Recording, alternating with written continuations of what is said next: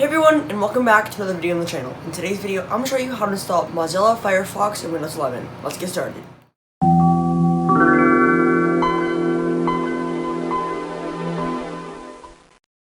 Alright, so what we want to do is go to Google and look up Mozilla Firefox. And it'll be this top link here. Click on that and click Download Firefox. And you can see it's installing right here. Click on it. It's opening the installer right now. Click yes.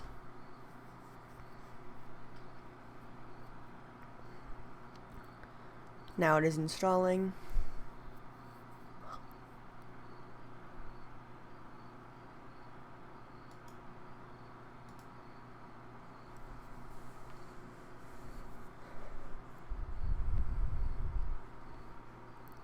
Alright, it is installed now, so we can look up here.